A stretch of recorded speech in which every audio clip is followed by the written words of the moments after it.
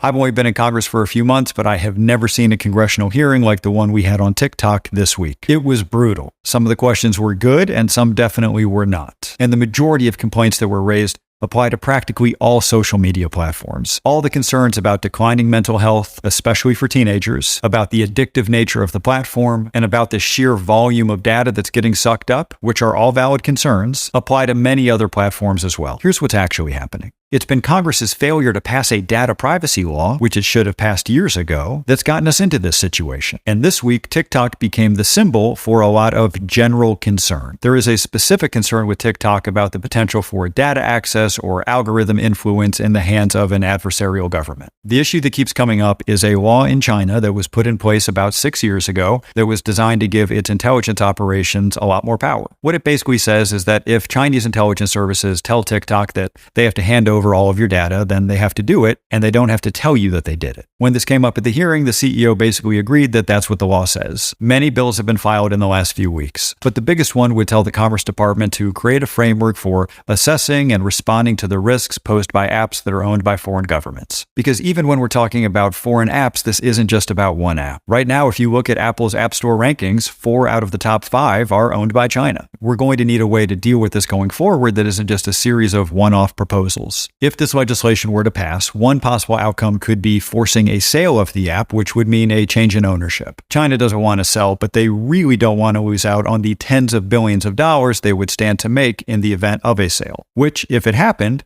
would allow the huge community of small businesses and folks who rely on TikTok to continue to use it. Also, this has happened before. There have been several times when we have told China they had to divest from companies to keep operating in the United States, and they did. A recent example would be Grindr. It might be several months before we have a sense of what's going to happen next. There's a lot of anger and a lot of disagreement, but I think we can use this moment to produce at least one clear point of consensus moving forward. We need a data privacy law that will protect us from all internet companies and all social media platforms, not just the ones that are owned by foreign governments. None of these social media companies have an incentive to stop vacuuming up all of our data because for them, we're talking about a lot of money. And speaking of money, there was a huge lobbying effort around this whole hearing. And that's one of the reasons I don't take corporate donations. Not from TikTok, not from Facebook, not from any corporation. And that's why I don't own any individual stocks as a member of Congress. And it's why I walked you through all of my personal finances in a video about 2 months ago. I've taken those steps so that in moments like this, I can just level with you and be transparent about where things stand. And